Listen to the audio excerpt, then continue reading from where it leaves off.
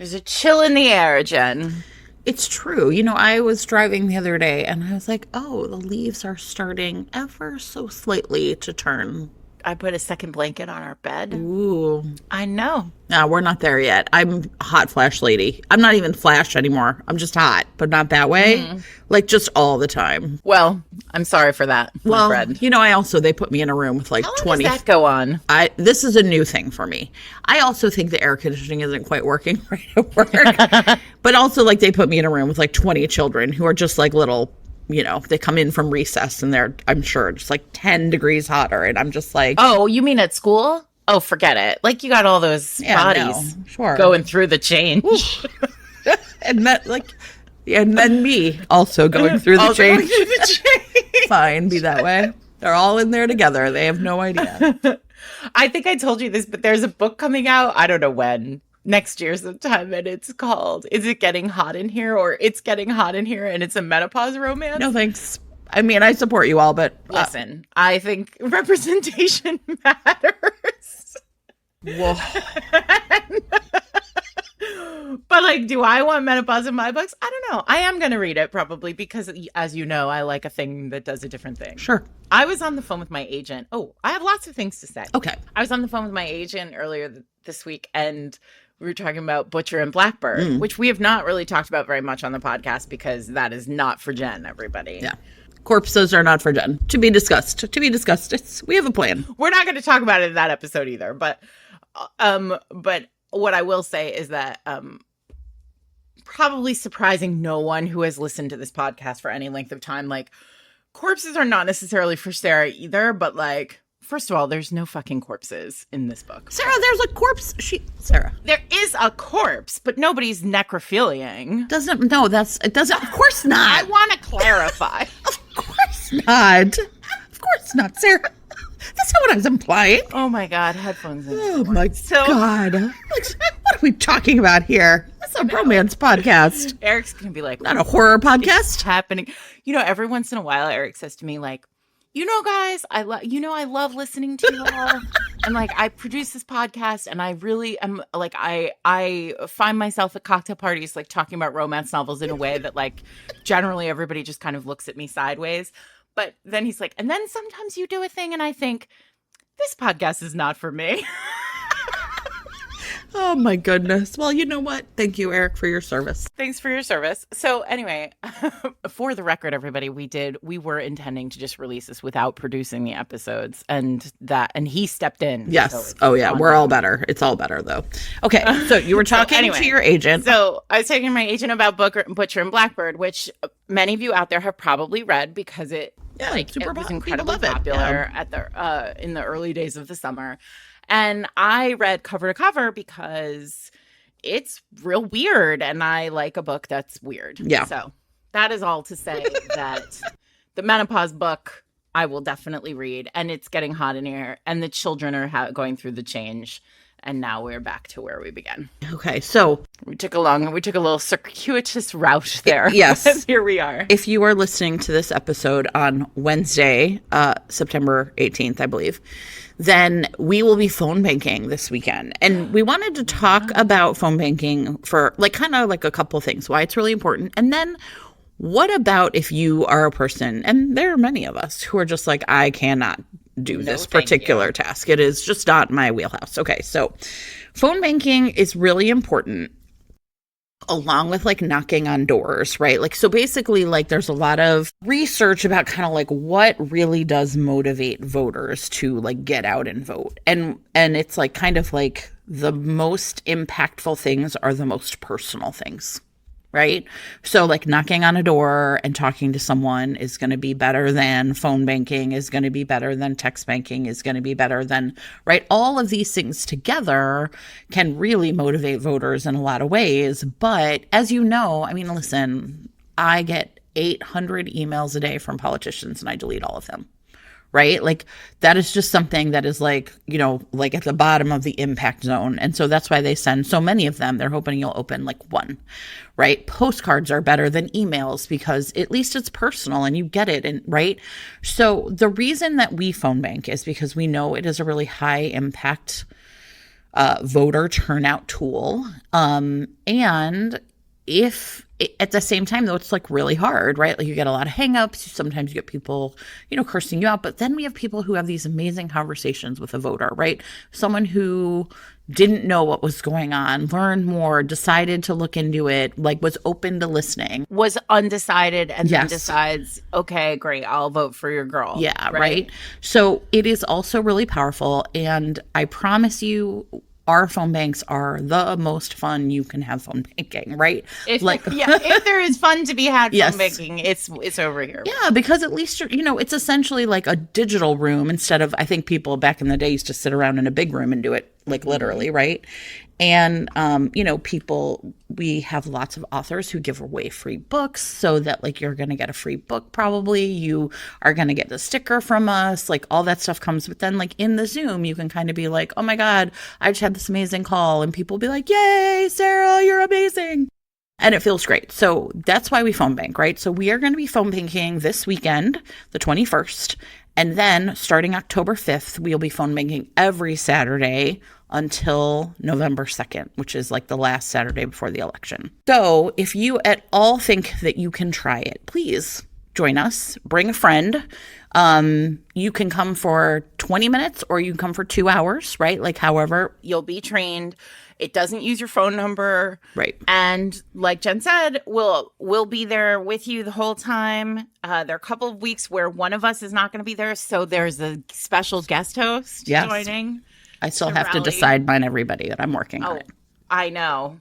I immediately, I was like, I know exactly who I want. I know. Special guest I know. host. Okay. So, and also Jen didn't say this, but I'm just going to say, so the 21st, which is this weekend, we're calling Wisconsin. And then over the course of the rest of the election cycle, we're calling Florida for abortion rights too. Yeah. North Carolina, New Mexico, New Jersey, Missouri for abortion rights too, and Michigan. So it's going to be a fun time. We're calling all over the country.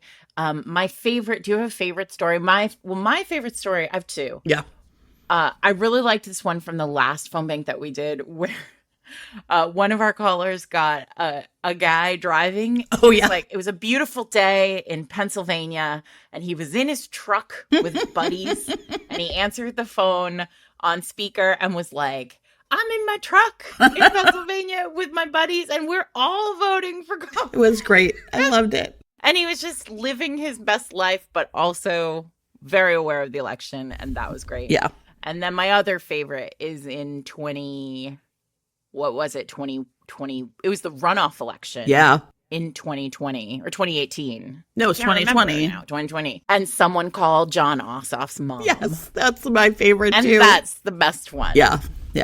I think though, like just generally any call where someone is just kind of like, they were a little gruff at first, but then they were into it and they thanked me for doing it. And I think more than anything else, I will tell you is like, okay, everybody, if you want a cheap thrill, if you want to make someone's day, pick up a phone call from a phone banker and tell them that you are going to vote for who you're going to, for Harris and Walz, and thank them for their service. And trust me, you will have made that person's day. I mean, because I think like the problem, of course, with phone banking, and this you won't really have to deal with, like, right, like you don't even get the hang-ups. So many people don't even pick up these calls, right? So it really is a high impact we call, and doing it together is so fun. So please consider phone banking. But we also wanted to talk about, what if you just are like, I cannot, right? We understand that. So we've been thinking a lot about like, what are other things? So Sarah is going to talk about one thing and then I'm going to talk about something else. Yes. So we're thinking about it in two buckets, everyone. So we've heard you. We heard a lot of people say like, I want to help, but how? Yeah. Right.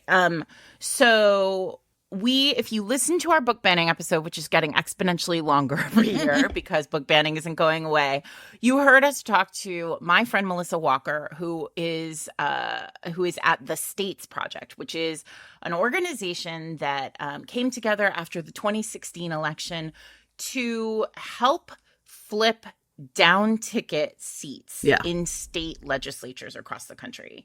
And I listened to Melissa speak a few days ago, and one of the things that she said that really resonated with me was it could cost millions and millions and millions of dollars to flip a Senate seat, or a house, a United States House of Representatives seat, especially in a swing district. But to flip a legislature, to actually change the makeup of a state legislature costs a fraction of the amount. Yeah. And she tells the story that in 2016, she heard somebody talking about this, and she got with her friends, and they raised some money, and then they started, they started working with a small fundraising organization, and they raised $100,000 in 2016, and they called, a state senator who had, told her about all of this, and he said, for $100,000, you can flip a state. Yeah, that's crazy. Right. And so they set their eyes on Virginia in 2017 and broke a supermajority in Virginia so that a Democratic governor couldn't have his vetoes overturned. Yeah. So these are the kinds of things. And I think one of the things that we struggle with is we think a lot about the things that matter to us, right? Abortion laws, redistricting, the actual election matters. Right. School funding, book banning, right. Bathroom laws. Yes, right. Trans rights, right? Yes. The things, marriage laws, right. These kinds of real things that are impacting us and our friends' real life, our kids' lives. And to the point where environmental laws, look at California with its incredibly strict environmental laws that are now impacting the way people build cars. Right. That's state legislature work. And I think one of the things is that's not sexy. Right. And she talks about how it's not the sexy bit, but it is the power. Yeah. These people who in my case travel to Albany, right? In your case, travel to Springfield. Right. Yeah. Yes. Thank you. Thank you, fourth grade learning. We don't always know the names of those people, but they are making decisions that really impact us. So all that is to say, the States Project Fated Mates is starting what's called a giving circle with the States Project. And we are going to raise some money this year to fund down-ticket state legislative races in Pennsylvania. Because, and this is the truth of it, we all saw what happened on January 6th, and we saw that prior to January 6th, Donald Trump was spending a lot of time calling his buddies in all these swing states where he had a Republican in charge and had lost by a small amount of votes. Right. And he was looking for somebody to essentially defraud the election. Right.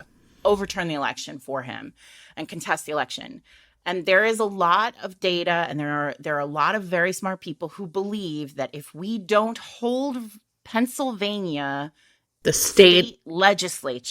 Pennsylvania state legislature, we will not, that is the state they're going to use to contest the election. So in that scenario, Jen and I and Eric and others all believe that fated mates can make a difference. Listen, small donations matter. Yes. I promise you the Harris campaign has the money to run a national election. These state legislatures are the elections that are going to make sure that Kamala Harris gets to be president. They are also going to make sure that, trans laws. We heard Lily Freeman talk in our book banning episode about being a trans kid in Pennsylvania. Pennsylvania is a good state for us to be committed to. We've called it. We're committed to it as a podcast. And so that's what we're doing. You can go to fatedmates.net/giving circle, and that'll have all the information. It'll take you to the States Project where you can make a donation. We encourage you to think about to give what you can, but if you wanted to give monthly a $10 donation next year, we've got Virginia up again. We still need to hold that legislature. So listen, we're in this forever. Yeah. You know this. Right. I mean, yeah. Us, we phone bank every year. We're in this for the long haul. We're committed to making sure that, America gets better and moves forward. Yeah. And that is my spiel on the Fated Mates Giving Circle. So again, that's fatedmates.net/giving circle. We're working with the States Project. We'll post a bunch of stuff on that page so you can get more information. And thank you very much for your service. Okay. So basically, right, I guess you figured out like the secret sauce if you don't like phone banking and knocking on doors. I mean, you could write postcards and letters and things like that, but I think the answer is money. By the way, everybody, it is very hard to find postcard of course right now because so many people are doing it. So here's the thing, right? Money is like a way to make a big difference. And the thing I think that Sarah's point is, like, I think we all think of like big donors. I have to give thousands of dollars to make a difference. And that it's just not true, right? Giving $5 or $10 a month, or, you know, like a one-time donation of $20 or whatever, like also makes a difference, right? So one of the things is like, you know, like little amounts of money can really add up to be a big amount of money. So we are really excited about this giving circle, but I would also like to point out that sometimes for me as a person, my giving is more like reactive, right? It's instead of proactive, or like a mix of both. So I, as everybody knows, has heard me, we are fans of Ohio on this podcast because I grew up there, and I've been like really upset about basically like what has been done to Springfield, Ohio, right? And it is just a microcosm of what Republicans want to do to every city and every group of people in this country that they think don't belong, right? And, you know, my people were immigrants to Ohio from Poland and like Czechoslovakia, you know, 100 years ago. And I really feel like, you know, immigrants belong in our country. That is how our country has been made, right? Unless you are a Native American, you are an immigrant, or your people were immigrants. And some of that's closer, like your family, Sarah, were, you know, immediately, like, you know, it's just one generation back. And I think what we all know, like, if you were like, oh, I'm an immigrant too, my parents were immigrants, you could see Republicans thinking like, yeah, but I don't mean white people. Right? So, I mean, like, let's also not mistake that, like, what is going on in Springfield is not about immigrants. It's about Black immigrants. It's about Haitian people being Black. So anyway, I have been really upset about it. And one of the things that I personally find very satisfying is to give money to, like, those impacted people as directly as possible. And so a woman on Twitter, and, you know, Twitter's kind of dead. I don't know if it's like made it other places, named Faith. And she has like, you know, 75 followers or something. This is not a big account. She has 273 people that follow her, but she's from Springfield. Posted several resources, and we will put them all into show notes, that you could use to donate right now. Right. And I chose to give my money to something called the Haitian Community Help and Support Center of Springfield. It's just a PayPal account. Like, you just email them using PayPal and you can leave a message. And I like said what I just said, right? Like, my people came from Poland, Ohio 100 years ago, and like, you belong here, right? You belong here. I think that's a really powerful message. So another place, there's a St. Vincent de Paul. There is a food bank, and then there is a community health center. I gave to the food bank yesterday. Yeah, right. So I think one of the things I also really liked about like this or the group of organizations is like you could sort of choose like what, you know, like what's most important to you in terms of like, oh, hey, I really care about public health, or I care about, you know, food and making sure people have enough to eat, or, you know, whatever. So the other thing we will do is put the list of these links. And I would encourage, it's kind of like, to me, you know, someone's like, oh, well, I gave to like, you know, Catholic Charities, and like, that's great, but like, I feel like the most direct impact are like the people that are already on the ground working in these places that already have an infrastructure to reach the community of Springfield, right? And of course, you can also, by the way, if you're like, I just want to do this in my town, right? Like, you have immigrants in your place where you live who also need your support. So, you know, you could say to your, you know, you could essentially say like, I'm not going to give it to Springfield, but, you know, I live in Omaha and I know that there's a group of people here I can help. So I think the other thing to remember is like, I like to help people and I like to help politics, right? I wish I could only help people, but I know that I have to do both. And so, you know, another thing you can do is just think like, hey, if I $5 right now, that might not seem like a lot, but if 100 people have $5, that's a lot of money, right? That's right. If 1,000 people have $5, that's a lot of money. And so that's the other thing I would just say is like thinking about giving kind of broadly, like both reactive and proactive makes me also feel like, I don't know, like kind of good about like, here's another way I can just sort of really feel explicitly like I'm helping. Agreed. I also just want to say on top of the giving into Springfield, like the work I think initially when we first heard the terrible things during the debate that awful man said, we all sort of thought, oh my God, that's crazy. And we sort of laughed it off. But like the truth is that those things are deeply racist and they are causing more strife and more turmoil and deep trauma on the ground in places like Springfield and other places that are welcoming immigrants from around the world. Every story about it is, right, a lie. One of the things that, and we should put this in show notes too, but the John Legend video. Yeah, I loved it. Yeah. Where John Legend is from Springfield, Ohio, and talks about the fact that like there was a factory that was built and there were not enough people to work in that factory. And so Haitian immigrants moved to Springfield to boost the economy of Springfield, Ohio. Like these are people who are boosting a community's economy and welcoming and becoming a part of the fabric of a community. Anyway, the point is that the way that if you can't give and you don't know what else you can do, whenever anybody talks about that joke or speaks about this or even hints with a whiff that it might have some amount of truth to it, name the racism, name the way that it is harming people, name the trauma, and make sure that people understand this is not a joke. This is impacting people. This is putting lives in danger. It's closing schools because of bomb threats. Like what this man does is harming real people and children on the ground.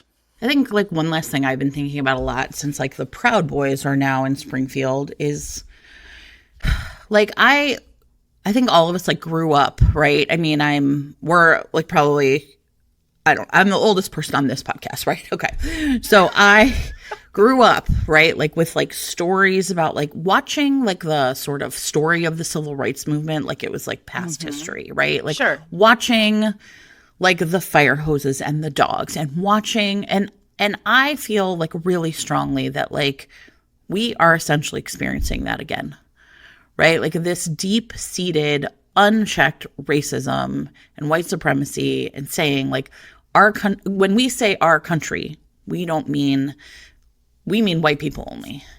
And I, for one, just really feel like I don't ever want to look back at this time and say, I didn't do anything. And yet we all, right, because of like the demands of capitalism and our jobs and our families, like sometimes feel like we can't do things. So I just want to say like, once again, like one thing you can really explicitly do is like, you know, give some money, right? And say like, I care about this and I know there are people doing this work and showing my support for them and then encouraging other people to do the same. So that's us. We're just now, it's Faded Mates action time, everyone. Everybody, I should say I spoke with Melissa at Barry Liga, who has also been a guest on the podcast. It was his birthday party. I think I talked about this on an earlier episode, but it was a birthday party that he hosted for himself to raise money for democracy. Host parties, everyone. You all deserve a party. Invite your friends over, invite your neighbors over, and encourage them to give either proactively or reactively. I think one of the things that makes us all feel better is when we feel like we have done a small thing in service to other people. Yeah, right. And now we will climb down off our soapboxes and talk about romance novels. Climb up on our TBRs. Get back up on our soapbox, a different soapbox to talk about how much we love romance novels. This week's episode of Faded Mates is sponsored by Athon Books, publishers of K.W. Foster's A Curse of Breath and Blood. All the romanticy girlies love a queen turned a mercenary. Alias Springborn was married to a real dirtbag ex-husband named King Gideon, and it turns out that he is now trying to essentially obtain a deadly army and really like ruin their continent. And so Alia, who has been kind of on the down low working as a mercenary, breaking people's minds, teams up with her ex-lover, Caden Stormweaver, who essentially comes to her with a proposition, right? I will help you stop your ex-husband if you will help me wipe my memories of our relationship because I'm so heartbroken and in love with you. So anyway, Caden and Alia set off on a journey to save the continent, but as they progress, right, as they kind of make their way, things get a little tricky, right? There's some reigniting of the flames between them, but also the potential love triangle when Alia meets Theron Greenblade, a charming playboy who she can't help but fall for. So the fates of this trio are intertwining. What is going to happen in this, the first book of the Mindbreaker series? You can find A Curse of Breath and Blood in print, ebook, audiobook, or with your monthly subscription to Kindle Unlimited.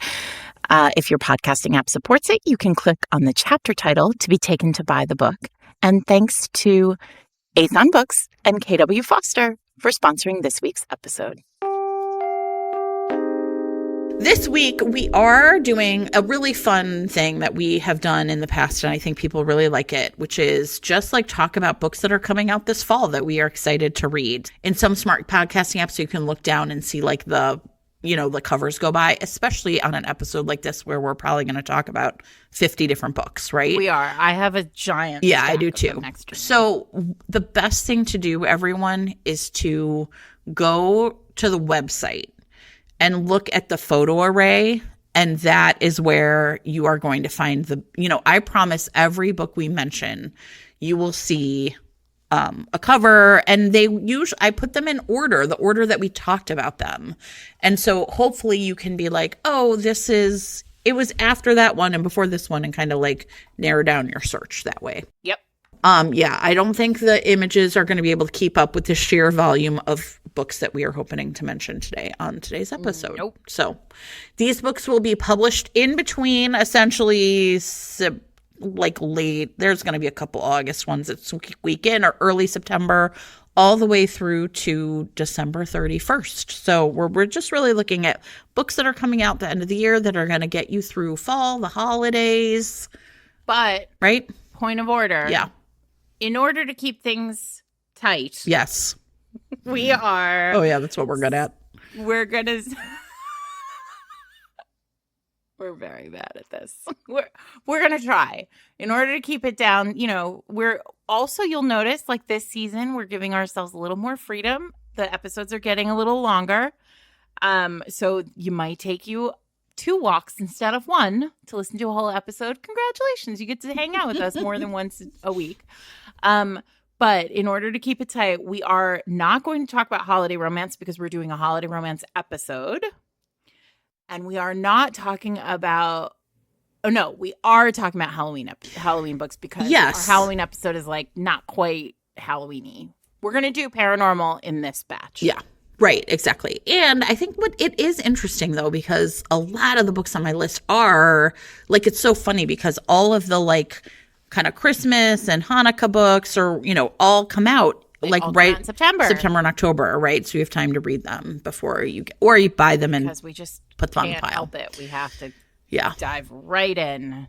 Well, that's a short season. They only all came out the week of, It's true. So. It's true, but I feel like it immediately starts to stress me. All right, Eric told me I couldn't talk about the fact that I am not wild about holidays this year. He's like, the two of you are Grinches, so. No. I am super wild about the holidays, and I'm excited about our holiday plans, so it's fine. Okay, so let's talk. There are 2 that came out in the last week of August that I just want to name check. I don't know if you have any August ones. Already breaking the rules. I know, We I'm sorry. established the rules. And yes. now breaking them. Okay. one. I have one too. One is, maybe I was just saying once. We don't compare notes. We just like let it all hang out, everybody. Okay, go ahead. So Nisha Sharma's new book, the third book in her trilogy, Marriage and Masti, came out. That was going to be mine. Well, go ahead and talk about it, and then I'll do mine. No, you go. You're fine. I was just going to name check it. Also, yeah, it's the third book in Nisha's If Shakespeare Was an Auntie series. We've talked about the other two before, Dating Dr. Dill and Taste Like Shakar. And this one, Marriage and Masti, is a retelling of Twelfth Night.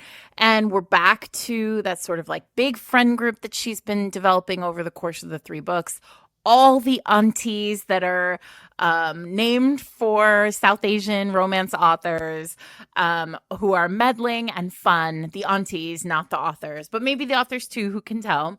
And this one is a marriage of convenience, kind of arranged marriage love story. And it's the one that we've all kind of been waiting for. So I think I saw somewhere that she was using some tagline that was like, you know, the last book is the one that is always the one you're waiting for. And so we're very excited about this one. And Nisha's been on the podcast. She's a friend of the pod. And there you go. Yeah, perfect. Okay, so what do you got? I'll Have What He's Having by Adib Khorram, who wrote Darius the Great Is Not Okay, which is like one of those books that was everywhere. And I also interviewed the author for a piece for Kirkus, because they're doing a food and wine episode that's coming out. I don't think that episode's out yet. So I'll link to it if it's available. But in this book, it is set in Kansas City. It has a terrific, really fun premise, which is Farzan is a like substitute teacher. Kind of, they're like older millennials, but he can't really get his life together. And he goes to like sort of drown his sorrows after he stood up by a date who he's like spent all night cooking for, because he loves cooking. And he loves like Persian food. His family owns like the one Persian restaurant in Kansas City. And he goes and he shows up at this restaurant, and the waiter, David Curtis, accidentally mistakes Farzan, thinking that it's a food critic. So he really like rolls out the red carpet because he wants to put like the restaurant in the best possible light for like this restaurant critic. Well, it turns out that they have, they like kind of it's the mix up is like pretty clearly cleared up, and they have a really sexy one night stand. And then Farzan ends up taking over for his family's restaurant when his parents decide to retire. And they're like, we're going to close the restaurant. And he's like, you can't do that. But he has to like really learn how to run a restaurant. He doesn't know how to do that. He loves cooking, but running a restaurant, something different. And so he asked David for help because David, of course, knows all the ins and outs of, the restaurant business as someone who is studying for his master sommelier certificate. And it's just a great story. It's like, if you love food and wine. And I want to tell you like one thing. When I interviewed Adib, I asked him like a really interesting question about kind of like, why did he want to include like sort of food and wine in this way? And he, of course, loves cooking and drinking wine. And that's like, something he loves. But he said something really beautiful, which is like, the thing about like wine is like a cup of coffee or a tea you prepare for yourself on the day. That's just like you in that minute, the way you want it. But that like wine is capturing a season of growth you can never go back to again. And I just thought that was just so brilliant. It was such a beautiful way of describing like why wine is like a different kind of beverage than anything else. I just thought it was amazing. So anyway, I had a great time talking to him, and I really love this book. So that's I'll Have What He's Having. I love it. Yeah, it was great. Okay, so now that we've gotten August out of the way. Yes. Where do we go? Oh, well, I have a chef one. Okay. I have a chef one. And so this one comes out in September. Yeah, like I think let's just do like September and then. Oh, you want it? Oh, yours aren't organized that way. Don't worry about it. They're not organized by month. They're organized by theme. Okay, fine. Don't worry about it then. Just go. But I mean, it doesn't mean that. Anyway, I have a chef one. Okay. Since you talked about food and wine, Sure. I'll just go to this one. I just downloaded today a book that comes out at the end of September by Marion DeRay. And it's called Paris, Pumpkins, and Puns. Cute. And it is a sweet rom-com. So this is for our listeners who prefer things to be a little sweeter. It's set in the fall in Paris, the Eiffel Tower, and like all of the gardens are turning fall, and the heroine's boss has offered to her to send her to Paris to basically review a bunch of restaurants. Fun. And she gets there, and there is a national strike that is keeping everything closed. And like everything is it's just a disaster. Like suddenly Paris is like a mess. And and what I love about this is that often in romance, like Paris becomes this like perfect city. Mm-hmm. But like in this particular romance, like the perfection of a city is just ruined immediately by what's going on. And there is she is desperate. So there's a hotel strike, so she has to leave her hotel, and she gets offered a room by a sexy Michelin star chef who offers like to rent her the room or to like give her the room in his apartment. He tells her he'll cook her breakfast. And there is of course a catch, Jen, and that is that his mother is obsessed with matchmaking him. I love a meddling mom. And she's having a birthday and he needs a date. Oh boy. So she has to go with him to this matchmaking mom's birthday. And it just like is filled with all the things that I like in a romance novel. This might be less for Jen because it's got like cooking lessons and farmers market outings and festivals and baking and falling in love with hot chefs. That's fine. I support you. Thank you very much. I support you. So that is Paris, Pumpkins, and Puns by Marion DeRay. Okay. So I have another baking one, believe it or not, which is I really enjoyed Jamie Wesley's first book was called Fake It Till You Bake It. And the premise is that these football players own a cupcake shop. And the second book comes out in November. And it is, okay, so we're just all over the place, Sarah. It is called A Legend in the Baking, which is really funny. And nice. So very cute. In this one, August Hodges was supposed to be like the silent partner in this cupcake, right? Thing, but he actually, bless this man, goes on a feminist rant about how like basically like women bakers are the backbone of the like industry and baking cupcakes shouldn't be a threat to masculinity. And as you can imagine, this makes him a very hot commodity, right? Because every woman is like, that could be the man for me, right? I love it. They, of course, his partners are like, listen, we got to capitalize on your social media fame. And so they end up hiring a social media manager. Of course, it is best friend's younger sister, Sloane Dell, to essentially come in and like help them like revamp this social media for the bakery and take advantage of his newfound popularity. So that this is like a really fun. It's a really fun premise, and I will admit that I am not like I don't really follow football as much.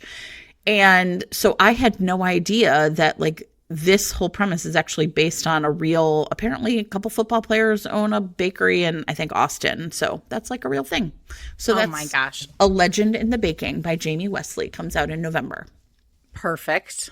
All right. So I've got another chef one. Of course you do. Okay. I've got Deja Brew by Celestine Martin. I'm on my list as well. Fun. Oh, really? That's okay. You talk about it. So this one's out October 1st. And the cover itself is just like pure fall vibes. Like it's very much two people just cuddling in coats and around pumpkins. It's Perfect. Exactly what I want for fall. I'm literally waiting to read this for the like first day of cool air. So the heroine is an ex-celebrity chef in this who is also possibly like a witch. Her cooking powers are on the fritz, and she has like did not get the job that she thought she was going to get because she's amazing. She makes a desperate wish at her town's like at the Halloween festival for a chance to fix her life. And the next morning, she realizes that she is repeating October. Oops. So like she gets a second chance at October. I love it. And she runs into a hot guy who happens to work magic. And he has basically agreed to help her like sort her own magic, get everything sorted with her life, and fix her cooking powers. But he needs somebody who can help decipher a mysterious cookbook in his collection. And it turns out that these two get together again. The cover copy says like tasting menus and harvest mazes. Please stop. It's amazing. And so the ultimate question is like, what happens at the end of the month? And will they remember everything that's happened between them? So that's Deja Brew by Celestine Martin. This week's episode of Fated Mates is brought to you by 1001 Dark Nights, publishers of Craved by You, a Stark Security novella by Jay Kenner. So our hero, Maxim Wilder, get ready, Mafia girls out there. Maxim is high up in an organization called Group Ultra, which is a global criminal organization. And everything is in place for him to pull off a sort of major coup, a big job in the org, and then get promoted, essentially. And he has a full-on Is it plan. a mafia or is it a Fortune 500 company? Who knows? 6 of one, half a dozen of the other. So here's the problem, Jen. The problem is Cammie Green, who wanders in as part of her covert job at Stark Security. But also, this isn't just business for Cammie. This is personal, because when they were kids, Maxim and Cammie loved each other very much, and he basically pushed her out of his life, ruined their relationship, and broke her heart. So she is back and one of the good guys and ready to take him down along with the entire organization. So what is a man who is at a complete loss because the girl he has never forgotten and vowed from birth basically to protect is back in his life and in the full force of danger? He's just got to kidnap her, Jen. There is no other scenario. Romance, as always, remains unmatched. And so if you would like to read this contemporary second chance romance with a criminal hero, a kidnapped woman in jeopardy, a secret identity, all of the stuff that we love, then Craved by You is for you. If your podcasting app supports it, you can click on the chapter title right now to be taken to buy the book. Thank you to Jay Kenner and 1001 Dark Nights for sponsoring this week's episode. Okay, I have another witchy one. So that might be a good jump. So we have a debut coming out October 1st called Best Hex Ever by Nadia El Fassi. And in this book, we have Dina Whitlock, and she is a kitchen witch, right? So she owns her own London cafe. She serves magic-infused treats. But she had real bad luck in love because she has some sort of hex hanging over her head. And so no one falls in love with her because she is every time that happens, just set upon by all this bad luck. Now, her best friend is getting married, and she is going to go as the maid of honor. And there she meets the best man, Scott Mason. And he has a new job as curator at the British Museum, which is very cool. And he has been traveling for a couple of years because he has been recovering from a devastating breakup himself. So he essentially was like, I can't handle my feelings. I have to go travel the world. And now he's back, right? And so it sounds like this one just has all of those fun Halloween vibes. There's a magical midnight Halloween ritual. Oh boy. But Dina can tell this hex is still on her. So how can she get involved with this perfect man knowing that there is no future between them? So that is Best Hex Ever by Nadia Alfasi. And that is a debut.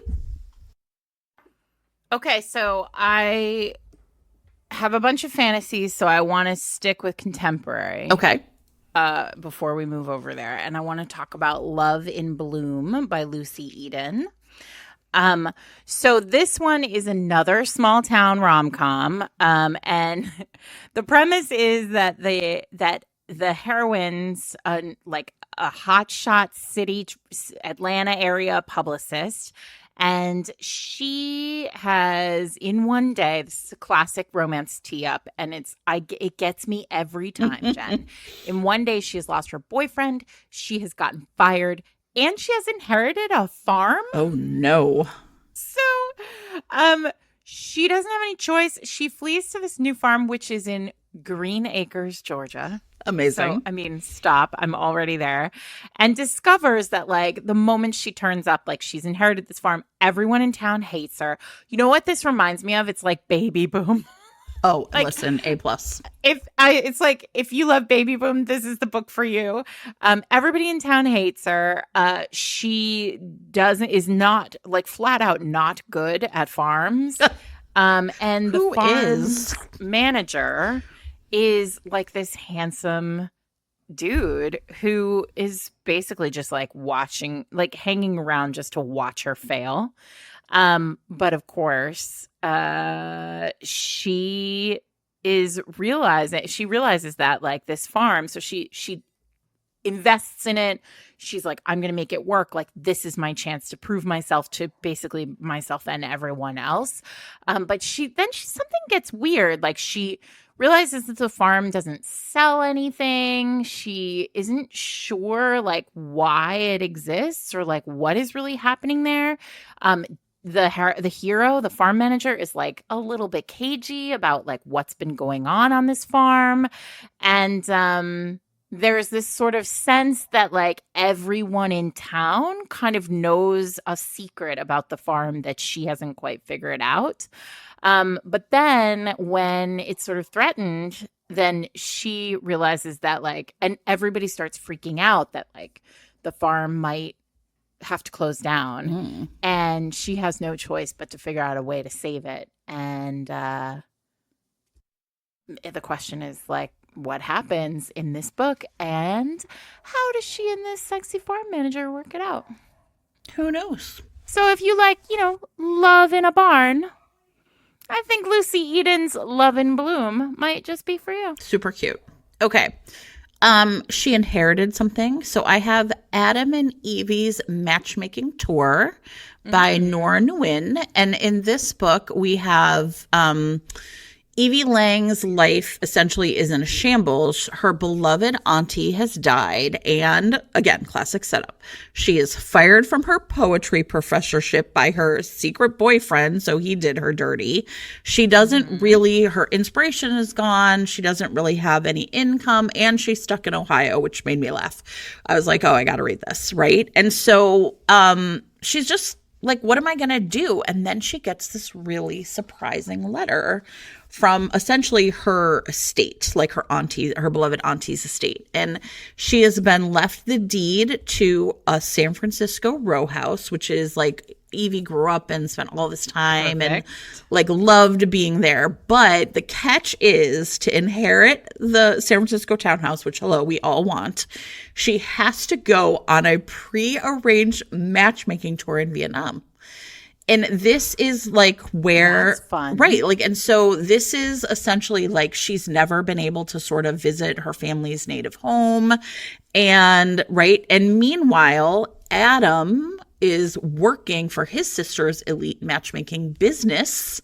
And he essentially gets like roped into going on the first tour. And of course, who is Adam going to fall in love with but Evie? So they get to go through like Adam and Evie. Cute, right? Adorbs. I know. So we've got this whirlwind adventure with two people who are not supposed to fall in love with each other and a San Francisco row house on the line. Escape from Ohio. I mean, hello. Amazing. Adorable. So that's Adam and Evie's matchmaking tour.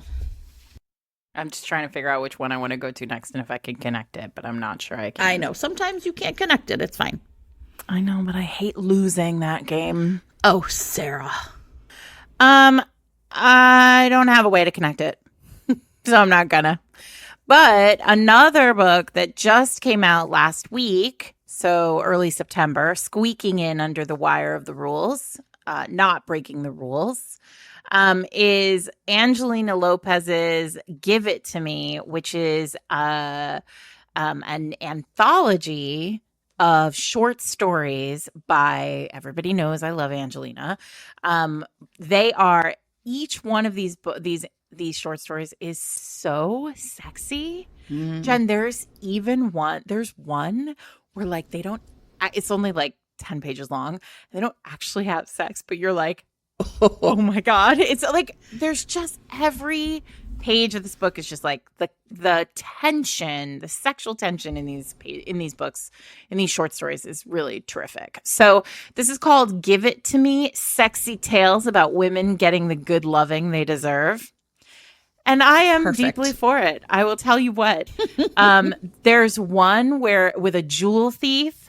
There's one with a like academic who falls for like a builder or contractor who's renovating the library. He renovates something else too. I hope so.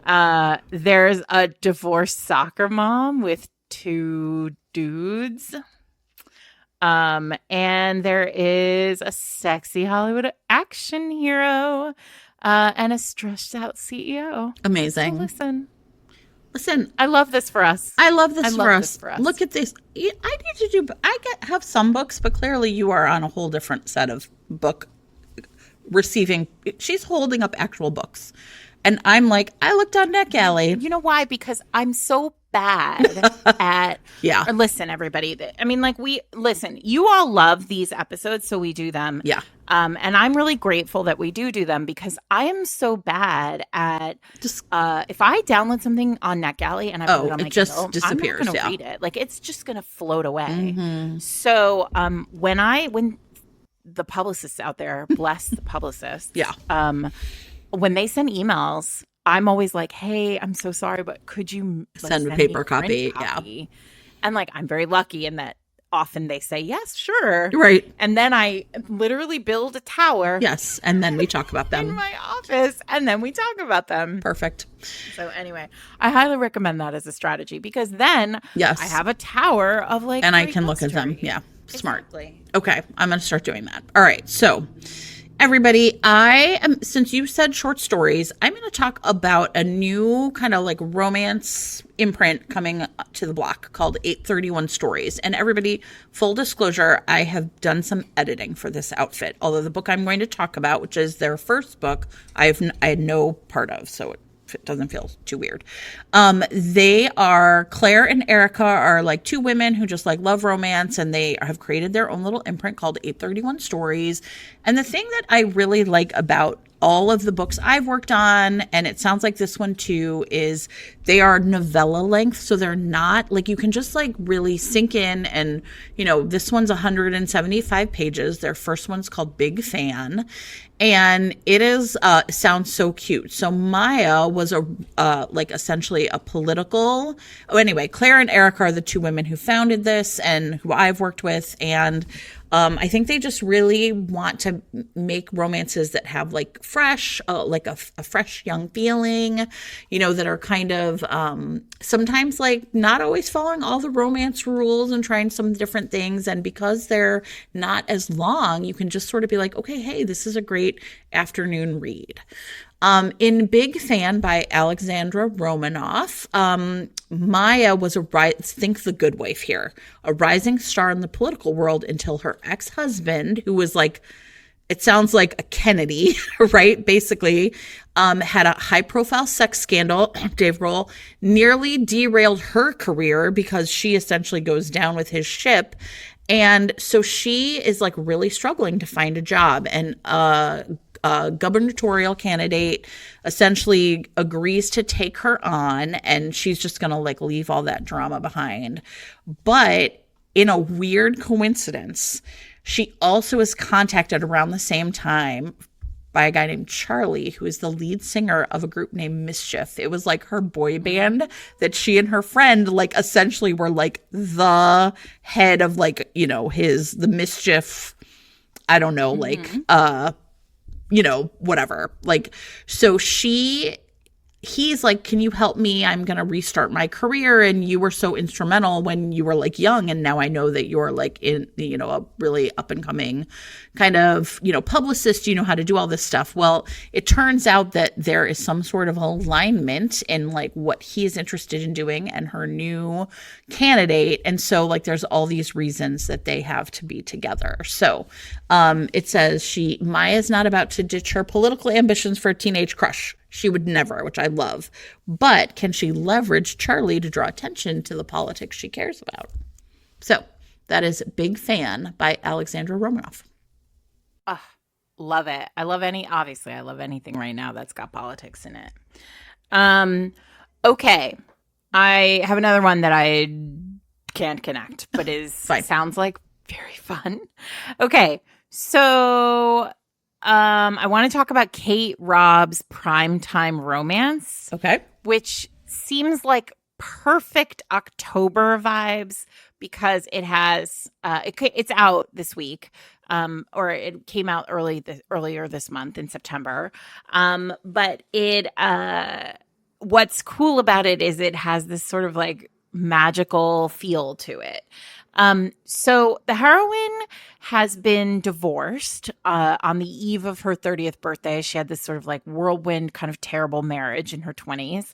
And she is now living with a roommate who she had to move into her apartment into her house to afford the house, and then she wasn't expecting to get a crush on him, but she did, and it's there, and she has like severe unrequited crush, but like she's fine with it. She doesn't have time, like she can't actually have a relationship with this person. Like obviously she not. Just is getting off a divorce. So she's been binging this show called Carson's Cove, and it's like a 2000s like teenage soap. It's like 90210. Love it. Right, like Dawson's Creek. But the show ended unexpectedly on a cliffhanger after 5 seasons, which is why Jen doesn't watch TV. The fear of that, of course. And the two main characters in this show never actually ended up getting together, and this has haunted the heroine of this book forever, and she is in like a real place, so like it's haunting her again, like anew. So a birthday cake shows up for her birthday, and she makes a wish for a happily ever after for herself. And the next morning when she wakes up inside the TV show. What? And she is the heroine of the TV show, but Josh is the town's bad boy. And like not the one who's supposed to end up with the heroine, a different one. I love it. And so there's like a love triangle inside the dream, which is the television show, which did not finish. So like what I love about this is like the inception of it all. And I am on board. Can't wait. This week's episode of Fated Mates is brought to you by Megan Quinn, author of Bridesmaid Undercover. So, Jen, this is a bridesmaid for hire book. We've talked about the first book in this series on the podcast before.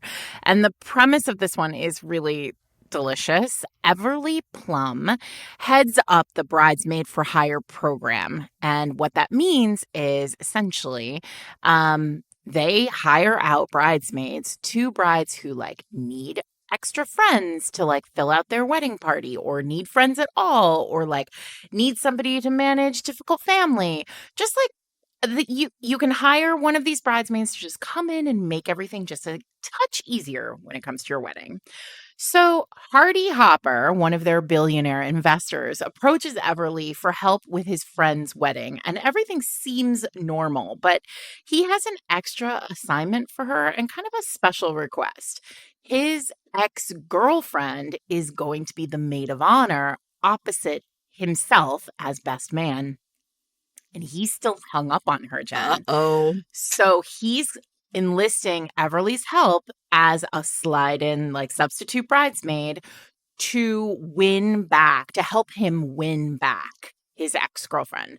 There is a slight problem here, though, which is Everly has been developing a tiny crush on this billionaire investor, and she swears she can hold it together. Be professional. Going to be professional. Absolutely. This is her job. But then they're sort of like in this romantic place with all these romantic people. And suddenly her crush is turning into like real feelings.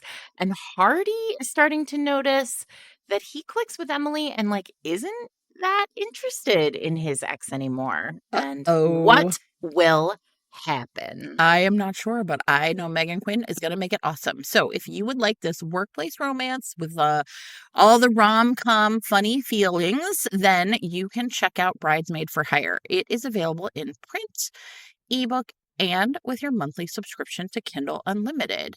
If your podcasting app supports it, you can click on the chapter title right now to be taken to buy the book. Thanks to Megan Quinn for sponsoring this week's episode. I have one that I read about earlier today, and I was like, this sounds kind of amazing. So this is a book called Wished by Sarah Reddy, okay? And what happens is Anna Benoit essentially is a maid. She cleans at the chateau where she essentially is like, you know, for this like billionaire named Max Barone. And of course, he does not even know that she exists because she is one of the household staff. But she makes a wish that she would be married to him because she essentially is totally crushing on him.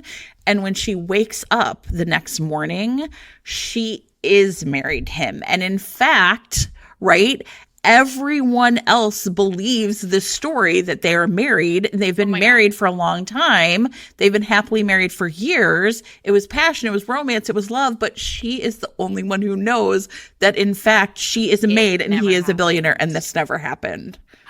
Isn't that amazing? That's a very cool idea. Yes. Wait, what's it called? It's called Wished by Sarah Reddy, and it comes out on October 1st. And this is part of a series called Ghosted.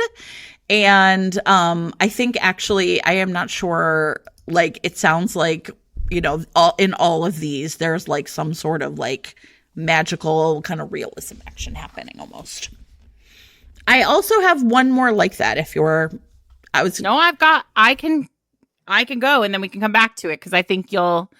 So I've also got, I don't know that I would call it magical realism, but I think it's like a real, it's magical real. Perfect.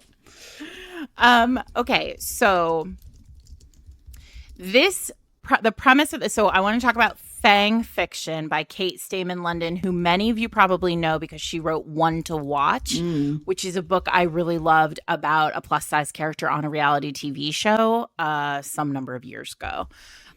So here she is. This is her next book. I think it is her next book. I don't think there's been anything between. So it's been a few years, and I'm extremely excited about this one. So the heroine of this is an assault survivor and who spends her nights managing a Brooklyn hotel and basically losing herself in like at the desk in her favorite vampire romance. So fun. Okay. And she's kind of like obsessed with this. She's so obsessed with this series that she like hangs out on the boards, the like fic boards related to this series. And she dabbles in like all the conspiracies around it, especially the one that suggests that in actual fact, it's not fiction, it's real. Ooh. And like that's kind of crazy, and she like hunts for clues. Like she tells herself like it's just a conspiracy and she's like just having fun, like losing herself in this story, but deep down like she's not really sure. And then one day one of these vampires walks directly into her hotel. Oh, yeah. And I am delighted by this already. I'm like, tell me more. And like he needs her help. He's like desperate for help, and only she can help him, of course.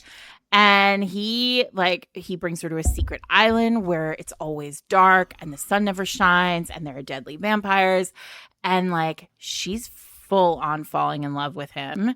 And then there's a secondary love story back in New York where her best friend is having like a sapphic paranormal affair of her own. And like basically this is the book for you if you love romance novels like we do and you've ever thought to yourself like, wouldn't it be great if like these characters were real? Yeah. So that is, but please check your content warnings. The at least the cover copy on this seems to be very honest about what's in this book and the experiences that are in this book, but it is called Fang Fiction. And it is out October 1st, of course. Of course. Okay, so I am going to talk about, I'm tempted to go one of two ways, but I want to return to like a little bit of go back to that magic. I'm going to go back to magic a little bit. So I have one more, which is, it's called All Signs Point to Malibu by Jennifer Snow. And in this one, Haley Harris is a life coach. And the reason she's so successful, though, is she actually can like use like an ability to like see people's futures. So she could basically guide her clients down the right path because she literally can see what's going to happen to them. And then that makes her seem just like invaluable, which I think is hilarious. So anyway, but this is also like kind of making her really lonely because she can, I don't know, she's just like really caught. So the one person she might have confided in is her ex, Liam. But he's newly engaged to this like really great girl, a wonderful little heiress. And she's like, I can't ruin like Liam's life, but she sees essentially a not so happy ending for this couple. And so she decides to essentially break up the wedding, think my best friend's wedding, by like essentially like they're not going to end up happily ever after anyway, so I should just break it up now before they could even go down that path. So she convinces Warren Mitchell's Liam's best man to essentially help her. And so these two are going to break up the wedding, but of course, what are they going to do is fall in love themselves. So that is All Signs Point to Malibu by Jennifer Snow. Oh, I love that. I know. Like, I love Jen, we're so good at this. Now you're filling my TBR. I know. I was like, why do I have enough? Why do I have 800 books I want to read right now? I know. And we're like. I know. I have so many books. But listen, I'm just delighted by the fact that our listeners love these episodes. I and know. like, I'm so excited because, and I think we talk about this every time, Jen, but like, there is a discoverability problem in romance. Yes.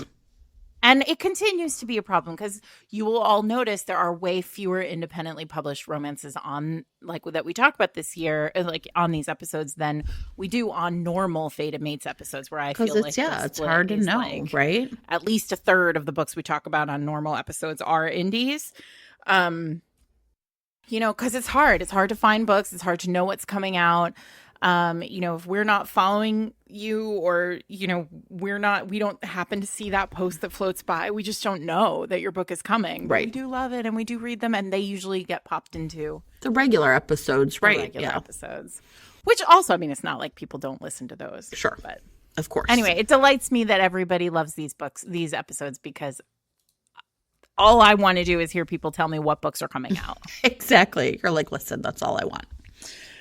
Okay, so are we ready to move into like Like fantasy? So I want to talk about one more that I have basically been wanting to read all summer, and it is finally coming out essentially in like 2 weeks. And I pre-ordered this item, everybody, on May 22nd. That would be the week before the WNBA season started. And it comes out essentially like when the playoffs start. It is called Love and Sports Ball by Mika James. And it is a steamy sapphic romance that is set in the world of like essentially women's professional basketball. So an uptight athletic trainer has a one taboo night with a hot basketball player.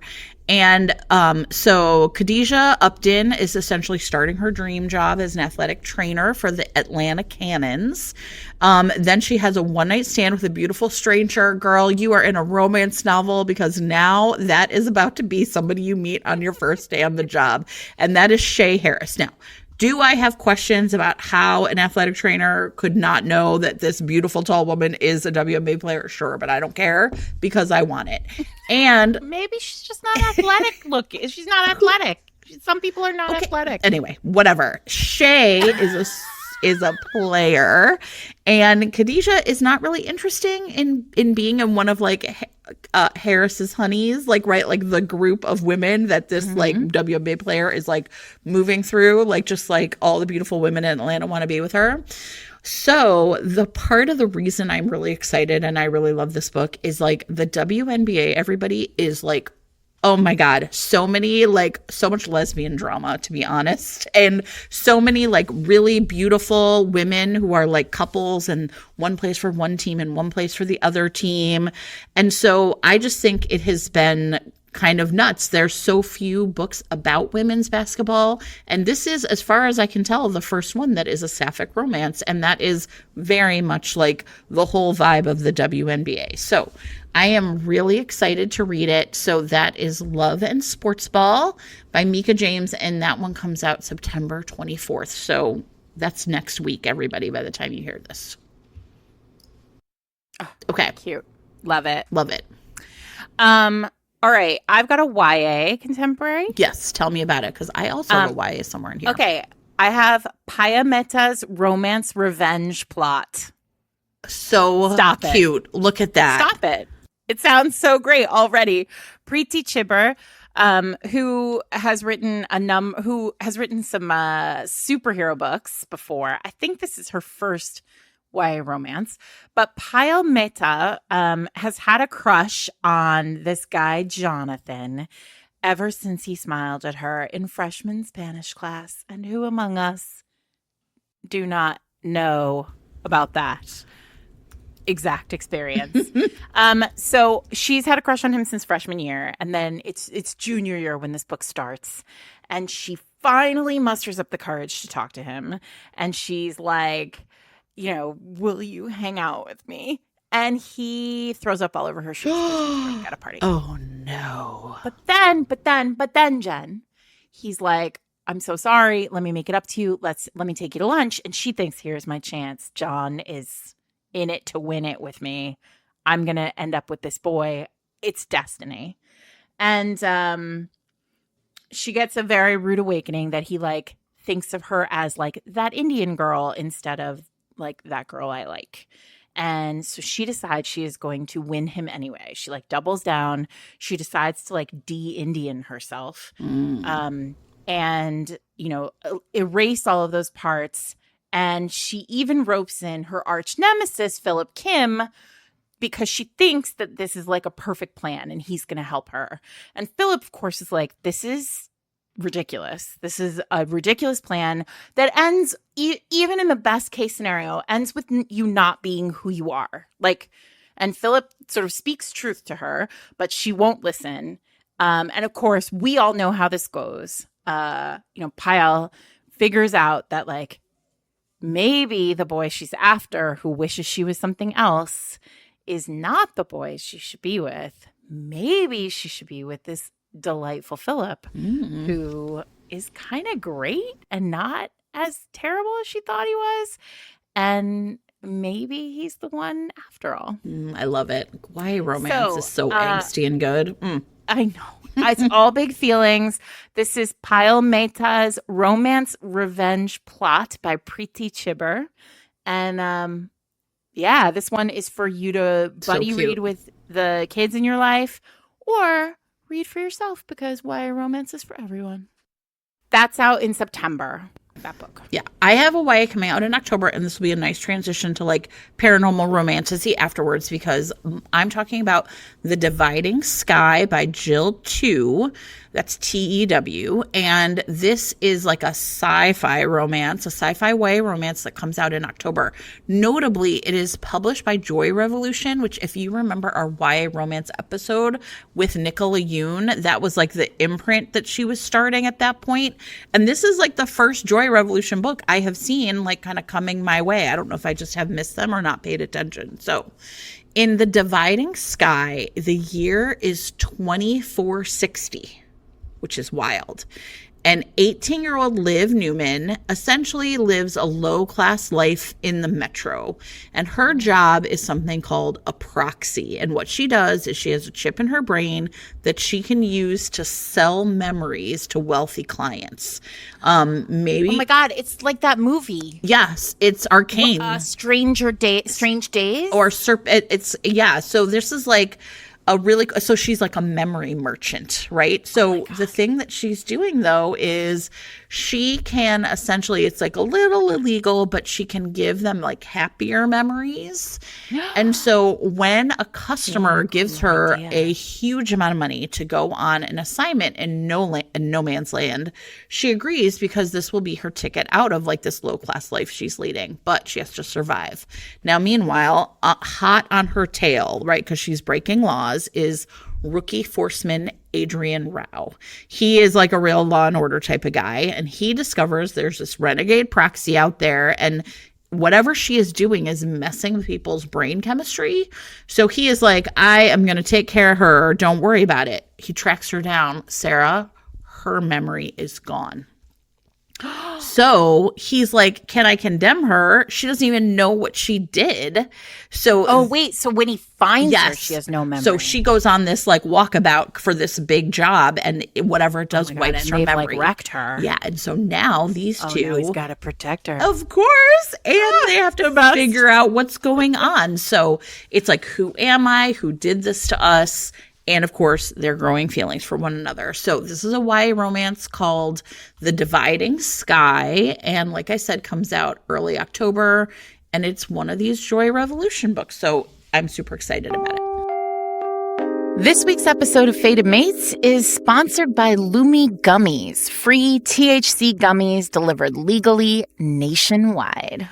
That's right, everybody. Lumi Gummies have a whole rainbow of flavors and feels and offer sativa, hybrid, and indica effects so you can choose the kind of vibe you're looking for.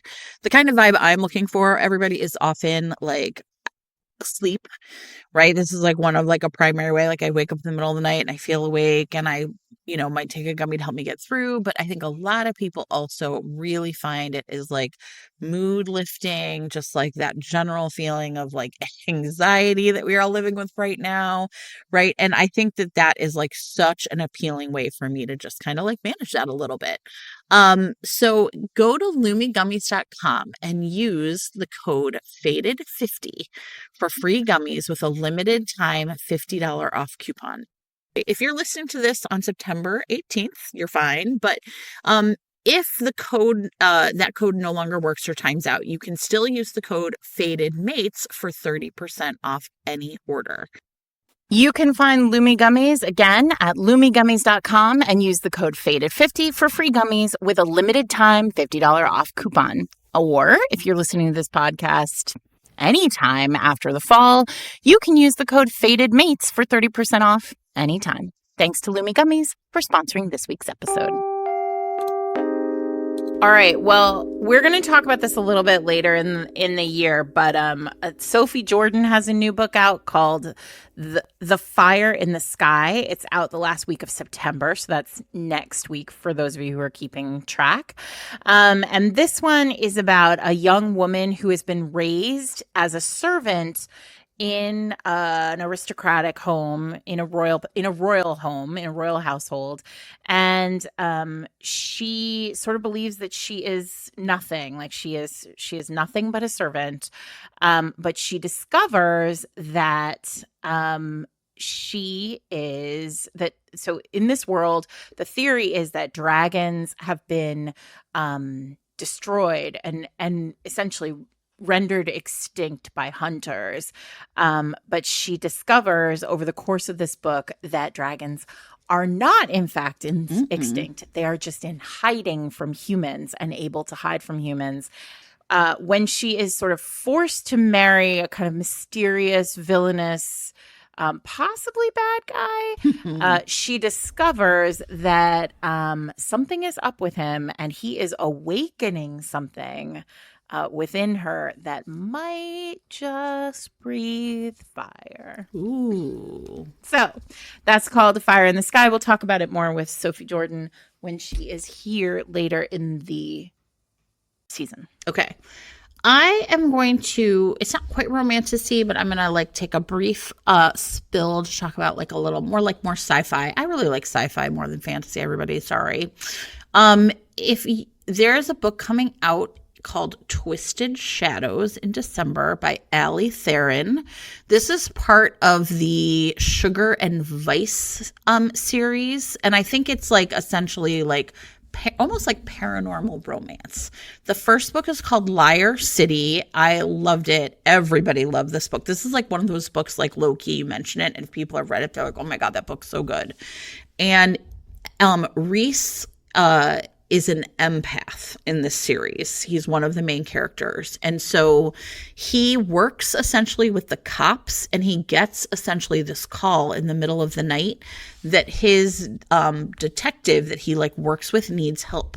But then instead they like in Liar City, they come across this murder and then he ends up essentially kind of falling for Evan Grayson, who is like this, I don't know, like super hunter killer guy called the Dead Man. And so he, of course, in the book, like this is like the second book in the series, Evan is an empath hunter and Reese is an empath, right? So like that was like putting them together. I really love this setup in a romance where like one of them feels feelings for a job. Oh my God. For a life. Absolutely. And the other one is opposed to feeling. Right. And of course, surprise, everyone. I like that. So one of the things that in the second book, Twisted Shadows, empaths are disappearing and Reese and his mysterious protector Grayson essentially go out investigating. And of course, their proximity just puts them in great, the chemistry between them is off the charts, even as sinister forces close in on them. So you have enough time to read Liar City, and then Twisted Shadows comes out December 10th.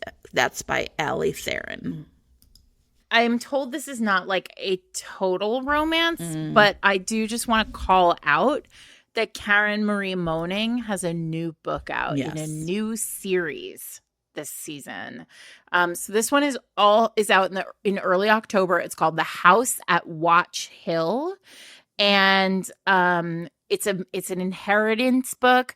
The heroine inherits a Gothic mansion in Louisiana, and when she gets there, she realizes that like no one goes to this house. Like they think the whole community around it believes that it's haunted, and but she is desperate, and in order to inherit it and a massive fortune that is attached to it, she has to live inside the house alone for 3 years. And so she does it, and it's full of like, if you've read any of Karen Marie Moning's books, you know, like it's full of like secrets and there are riddles, and it sounds a little bit like the Winchester Mystery House, like doors to nowhere and staircases to nowhere, and it's just full of mysteries. And also, of course, like she doesn't know why she inherited this house, and she's gonna learn. So there is a love interest in this book, but it is, I would not call this a romance, but I do know that a lot of people who listen to the podcast love the Fever series. Yeah. So That's head a good out one. and don't miss the fact that there is a Karen Marie Moning book out this season. Okay. Everybody, I'm sure I feel like everyone has read Lauren Dane. She has a long-running series called Goddess with a Blade.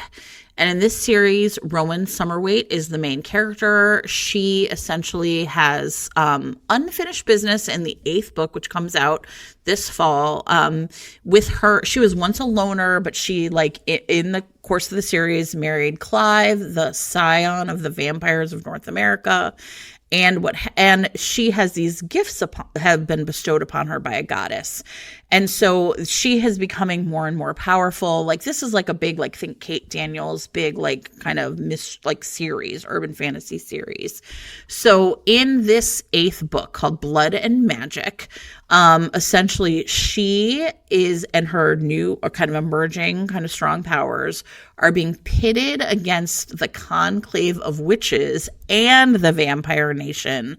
So Rowan and her friends essentially now are at odds with the most powerful and dangerous magical families in the Senate. So she is not really one to trust, but she is going to have to if they are going to save themselves from this new dangerous forces that are organizing against them. So that is the 8th book in the Goddess with a Blade series. It's called Blood and Magic. So all my books now are historicals. Okay, I have one more romantasy. And I want to talk about it because it is one of our people, and that is, there's actually 2. I just want to call out Sword Cross by Freya Marsky is coming out. And oh yeah, Freya. Freya has a new book coming out, and we put A Marvelous Light. A Marvelous Light, exactly, on our best. You put it on the best of last year. So this is a new series that is just starting. So that is something you might want to check out. And then I also want to call out Sarah Hawley has a new romantasy coming in November called Servant of Earth. And everybody, you may have heard us talk about her kind of like those rom-com books that she was writing about, right? But this is the first book in a series called Shards of Magic. And in this book, there's an underground fae realm, but a young human woman who's been like essentially a servant there is about to change everything. So Kenna Heron is the heroine. She is known in her village for being a little wild, maybe even a little feral, but this is what it will take to survive this cruel fae court. So she gets trapped as a servant, and she has to help essentially her new mistress undertake 6 deadly trials, one for each brand of magic: fire, earth, light, void, illusion, and blood. And if this happens, her mistress will become immortal. And if she doesn't, the punishment for Kenna is death. And so this is like monsters, magic, grueling physical tests, all the stuff that you need in a cruel fate court from a real old-time friend of the pod, Sarah Hawley. So that's called Servant of Earth. Fun. Sarah was with us season 1 all those years ago. Okay, I have one more for this, like, to round out the romantasies, and this just sounds like really perfect.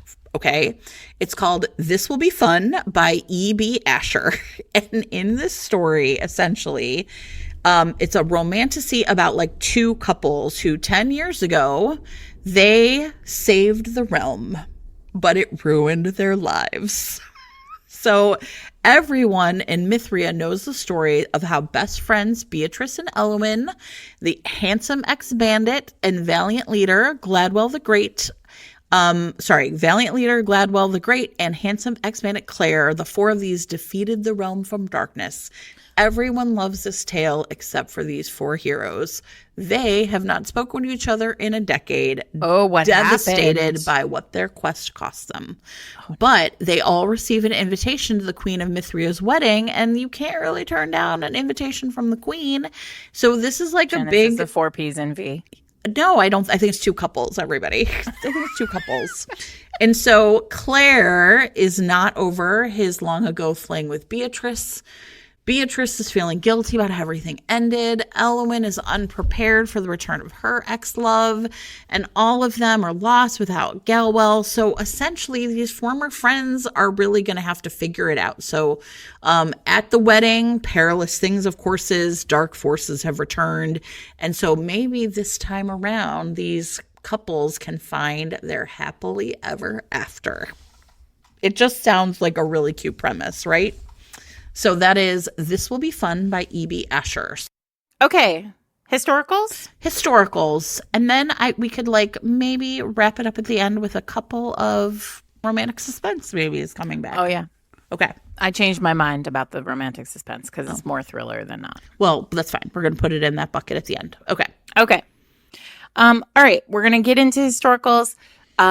This one, My Rogue to Ruin by Erica Ridley is the latest in her Winchester family series. The Winchester family is this very cool Regency setup where the family they are private investigators. Fun. And they each have a different skill set related to the investigations. And Marjorie, one of the sisters, usually she's never been involved in any of the investigations before, but someone right now in London is trying to pass off counterfeits, and she is an expert in art. And so she is able to she is the only one who is kind of really able to figure out who the culprit is. And she thinks she has figured it out. It's brought her to straight to this man, Adrian, who is an absolute scoundrel, but absolutely did not mean to get caught up in whatever forgery nonsense is happening. It's definitely snowballing out of control. And now he has not only been caught up in this, but he is also being blackmailed by the people who are actually running the whole business. And so Marjorie is convinced it's him. He is involved, but didn't mean to be involved, and also kind of being chased, and also has a little bit of attraction to her, a lot of attraction to her. But then, so he starts to kind of spend more time around her, trying to convince her that he's not the person she thinks he is, even though he sort of is. And she starts to realize oh, wait, maybe he's he has a lot of contradictions. He's not just this bad dude who's committed a crime. He's also really loyal and kind of secretive about this whole thing, and clearly protecting somebody, and what is going on. And then it all becomes much more difficult when he lays one on her, and she is just breathless with desire. Yeah. So that is My Rogue to Ruin by Erica Ridley. If you love a mystery in a romance, or a shenanigans romance, this one is for you. Okay, I also have a ton of historicals because I love them, including 3 Sins and a Scoundrel, the 6th book in the Duchess Society by Tracy Sumner. So in this is the final book, I think, in this series. So Jasper Noble, listen, Sarah, the most feared man in London. I was like, hello, yes, you rang. Directly into my veins. A ruthless scoundrel with a dark reputation. Jasper, also, I love a Jasper. But, of course, he is a man of hidden nobility, and he's shrouded in mystery. He was once a gentleman, but now he's been pulled into a life of espionage and intrigue. But he has never forgotten the woman he lost. That's Cece Willoughby. And she is a widowed countess. She essentially is like, after, right, like sort of being forced to marry or whatever, comes back and she's going to find the man she left behind. And so Cece is like, I'm going to fight for our future. And Jasper is like, I just don't know if I can trust you because I am the most feared man in London. And so this is a really fun series. And I really like Tracy's books. I think they're really fun historicals. So that's Three Sins and a Scoundrel. Okay. Have we already talked about this by now? No, I don't think so. Okay. Meg Cabot, this is a reissue, and I just think it's worth it because I know people out there are like, what? Meg Cabot, a historical? Yes, everyone. Meg Cabot, a historical. Back in the day, before she was Meg Cabot wrote a bunch of books in the early aughts under the name Patricia Cabot, and they were all these like super fun. I mean, talk about rom-com, like Regency rom-com. Before there was Tessa Dare, there was Patricia Cabot. The first one has been reissued by Simon & Schuster, and it is out now, I think. It is out now. And it is called Educating Caroline. And Caroline is horrified to discover her fiance, who is like perfect in every way, in the arms of another woman. So not at all perfect in every way. And she learns that she is about to be blamed for breach of promise if she breaks off the engagement. So this is all, Regency law. So she is like, oh shit, like I'm really stuck because we don't have any money. My family doesn't have any money. And so my only choice is to make my fiance like fall in love with me instead. Sure. Like I need to win him. So what does she do, Jen? She goes out. She gets London's most notorious rake to teach her how to woo her fiance. Listen. Oh, Caroline. Oh, Caroline. Woo. Have you not read any romance novels, Caroline? Apparently not the good ones. This is definitely not going to work the way you think it does. So he's like, sure, I'll teach you how to win someone. And then he's like mauling this girl everywhere. Like me. He's like, I'll teach you to win me. She enjoys it. Of course. And they're like, suddenly they're like, absolutely. And she's super into this rake. And that is just making everything much worse because she still has this idiot fiance who she has to tolerate. But what will happen? I mean, you've all read romance novels. We know. So we know what's going to happen. Okay. Sarah, I have an amazing Harlequin historical with the best title. Tell me all about it. The Duke's Sister and I. Do I even need to say more? This is by perfect. Emma Claire Sunday. And, perfect. And in this, okay, listen, Miss Loretta Linfield has been on the marriage mart for 3 years, and she is like, no one knows why. It's like a puzzle, right? She can't even figure it out. Like, no one is right for her until, right, she essentially meets this duke. She's supposed to wed him, the Duke of Colchester, right? The person she cannot keep her eyes off of is the Duke's sister, right? Charlotte, who is everything that Loretta isn't. Charlotte is bold and daring and, dare I say, rakish. And so Loretta is like, wait, maybe I understand why I don't like any of these men. It's because I don't like these men. So I love it. This is a great sapphic love story from Harlequin. These Harlequin historicals are awesome because, again, they're on the shorter side. It's 270 pages. And I'm sorry, but the Duke's Sister and I, A+. No notes. Thank you, Emma Claire. Well, listen, as you know, historical romance is unmatched when it comes to titles. And so if we're going to go from we are going to go from The Duke's Sister and I to The Beast Takes a Bride. Sarah, this book is amazing. I have read it. So the heroine of this book has to sacrifice herself to a taciturn beast, Colonel Magnus Brightwall. Listen, it's amazing. It's so good. And she has to marry him. And then everything goes to shit right after they get married. And as it does in Julianne Long books. And they are separated for 5 years, which is my favorite thing. And then she suffers a scandal and he comes back and he's like, listen, we will get this sorted. We will rescue our reputations, but then I am banishing you to another literal continent. Yes. Forever.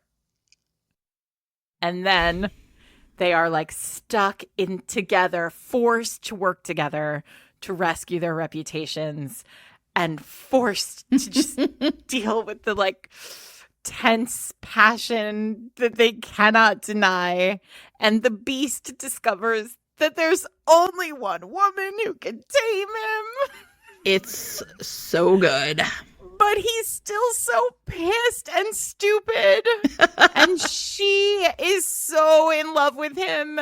And it's all just exactly what you want in a historical romance. Yes. Absolutely. It actually is. It's terrific. Okay. So that is Julianne Long's The Beast Takes a Bride. And if you don't believe me, go ask Kate Claiborne. Yes, exactly. Okay. Clan Sands celebrate because Lindsay Sands is back with the Highlanders Return. These covers essentially look like dudes, like MMA dudes, but with kilts, and I'm not sad about it. No? In this one, Graham Gunn is a warrior through and through, but he was a second son. So he battled his way through Scotland as a mercenary, but once his brother dies, Graham is forced to return to his clan, which includes William's grieving widow, Anella McKay. And she was so meek and mild, but now she's beautiful and determined. And what Graham doesn't know is that her husband had basically abandoned her. And so now that William's dead, she's like, I'm going to find myself a real man. But Graham is right there getting in the way with his delightful kissing. So it's an explosion of passion, a clash of wills. Graham wants to stay and claim his title and also his brother's widow. Bam. You guys, Lindsay Sands. Love romance novels so much. I just delighted. I just love them so much. Why doesn't everyone read them? They're wrong. And you know what? Sad for them. They're so good. We should. So good. You have more? Because of course I have more. Of course. Go. Because of course. You're like, of course I have more. Lorraine Heath. December. Lorraine Heath. Everyone, December's coming, which means it's Lorraine Heath season. Lorraine Heath has a book coming out. It's called A Tempest of Desire. Just an amazing title. Oh, I can't even. Listen, what is wrong with people who don't read historicals? They are empirically the best. Oh, they're so good. Viscount Langdon has survived a horrific railway accident. Jennifer. Was there a gorilla there? Okay, fine. There were no gorillas, I don't think. I mean, I haven't read it because it's out in December, but I'm going to guess no. And he is now retreating to a private island. Of course. To recover and conquer his nightmarish memories, which consume him during sleep. What is a man to do? But guess what washes up on the beach, Jen? It's too perfect. Shut up, everyone. Romance is amazing. Wait, so what washes up on the beach? I don't know. Is Tell an me. infamous, London's most infamous courtesan. Oh, God, yes. Listen, romance really is unmatched. Oh, my God. Guess how she gets there, Jen. How? Guess. Well, I'll give you one just for fun. For people who are still listening to this endless episode. She washes up on an island? She washes up on the private island's beach. Okay, I'm going to say that she was like thrown overboard on a ship or something. Like some man did her dirty. Some man did. All right. Now listen, if it were anybody but Lorraine Heath, that would be the answer. However, this lady was in a hot air balloon. Lorraine, of course. Oh, God. What a... We live in a perfect world, Sarah. You know, in all of this, in hot air balloon crash, train accident, private island, chaos, Lorraine Heath is also going to rip our hearts out and stomp on them and then return them to us mended and better for it. Of course. Anyway, so she turns up on this beach. He is like, what do I do? And I just cannot, like, this cannot happen. But obviously neither of these two dummies can resist each other. And they are both keeping secrets. And there is just an insane amount of love between them. And the feelings are going to be huge. And when there's the third act breakup, it's going to be brutal. And I am going to absolutely love every fucking second of it. Do not talk to me on Christmas Eve. No, obviously, I would never. I know my place. Do not. I know my place, Sarah. Okay, I have one more historical. Maybe you have more. You guys, can I tell? Wait, before we keep going, can I just tell you? I'm going to tell you about my Lorraine. I don't think I've ever said this on the podcast, but I don't read Lorraine Heath books early. Oh, you wait. You like because I fear that they will.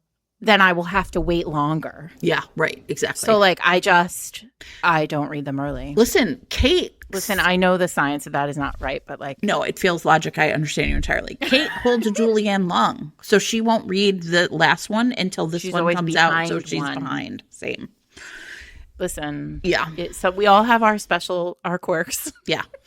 Okay. I have one more historical, which is The Wallflower List. The Wallflower List by Jess Michaels. In this one, we have Lady Marianne. She has been a wallflower since her disastrous debut, but she had a bestie, right? Claudia. And because these two had each other, she was just like, whatever. But Claudia dies and leaves her this beautiful jewelry box and a hidden list of all the things Claudia wanted to do with her life. And so Marianne is kind of like, I am going to complete my friend's bucket list, right? Only Sarah, of course, obviously. She's a wallflower. She needs someone to help her.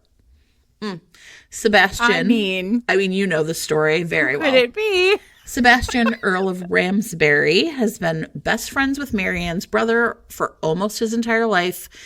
And so, basically, though, the friend, of course, was like, you can never turn your wicked ways on my sister. But... However, Marianne keeps acting real strange, asking all these questions. She wants to do all these shocking things, and Sebastian has no choice but to help her. No choice. No choice. Just what's a man to do? What is a man to do? So you can't say no. Yeah, exactly. I love it. So Marianne and Sebastian are in it together, completing Claudia's list. And, what is the last item on Marianne's bucket list? To fall head over heels in love with a wicked rake? I think so. Vivian Lorette has a book out called The Trouble with Inventing a Viscount. It does seem like a bad idea. It does sound bad. So the premise of this is great. It's out on September 24th. You're all going to love it. Honoria Hartley is not that interested in getting married, and it all works out great for her because she's been betrothed since birth to a long-lost Viscount who no one has seen or heard of in many, many years. But there is a problem with a Viscount who no one has seen or heard of in many, many years. And that is that if they truly do disappear, then the title disappears with them. And Honoria would really, really like to have the title. And she would really, really like to be a Viscountess to like a nobody person, like who's never around, right? So she solves the problem. She finds Oscar Flint, who is a first-rate gambler. Oh, yes. And she decides that she is going to out-gamble the gambler, my favorite. He loses a bet for her, and then he is stuck and is required to play the role of the Viscount. The Viscount. So he basically like loses the bet and then is like, oh, ha, ha, ha, I don't have to pay you back because I'm the Viscount altogether. And she thinks she is like pretty sure that he is not the Viscount, but he's pretty convincing. And then when he's like kissing her and doing other things to her, like, would it be so bad if he was the Viscount? And then, of course, we all know what's going to happen. Sure. And we all know how that's going to throw everything into chaos. I love it. And so that's The Trouble with Inventing a Viscount by Vivian Loret. And that is out next week. Okay, I have a final historical. No Ordinary Duchess, which is the next Elizabeth Hoyt book. It's happening, everybody. It's here. So here's the deal. A very cold and brooding heir to a dukedom has always known that his uncle, the Duke, was responsible for his mother's death. I mean, if this isn't the most Classic Elizabeth Hoyt sentence you've ever heard, you don't know enough about Elizabeth Hoyt. Anyway, he is determined to exact revenge against the uncle. He needs to find proof. And what he really does not need is the Lady Elspeth de Moray. Amazing. Who is meddling and shenaniganing her way through this, like, here we go, you guys. It's the most grumpy sunshine thing you've ever heard. She needs to get into that house that he is committing revenge in to retrieve an ancient family text. And so she is just causing trouble. She's just in the way. And Julian needs her to get out of the way because he is trying to be brooding and revengeful. And does she not understand? Yeah, no. That is the work. And there is no time for love. And there is definitely no time for the intense, sexy times that Elizabeth Hoyt will guarantee you. Mr. Reed's Romance just walked by and like laughed at me, like being so excited about everything I was listening to. Fine. Because it's great. Because Jen, romance is unmatched. The best. The best. Literally the best. Listen, Elizabeth Hoyt. I honestly can't. This one I am. I usually wait, but I am going to download this and probably read it for. That makes sense. That is out December 10th. Who can Everybody wait? at Forever, please send me a copy of this book. Perfect. Okay, so let's do some romantic suspense. Okay. Which I feel like has been on the out, but like I've got a couple on this list that feel kind of cute. All right. All right. So I am going to start with a book. It honestly has a great cover and a great title, which is I Did Something Bad. By the author's name, I'm going to mispronounce, and I apologize, Pei Mo Tet War. And in this rom-com, a journalist and a movie star team up together. So the journalist is named and the thing that's really cool about this book is it is set in Myanmar. And so a freelance journalist named Kin Hamar is assigned by Vogue to get a scoop on a guy named Tyler Toon, who's Hollywood's hottest movie star. And she is basically super determined to succeed, but that means that she has to follow him to Myanmar, where he is shooting his latest film. And if she can kind of make this happen, she might get a permanent position at Vogue Singapore. So Tyler, on the other hand, has a very private life, and she cannot really find a way in at all. But one night on set, someone's actually kind of threatening her, and Tyler steps in, and things escalate. They cannot go to the police. She knows it was self-defense.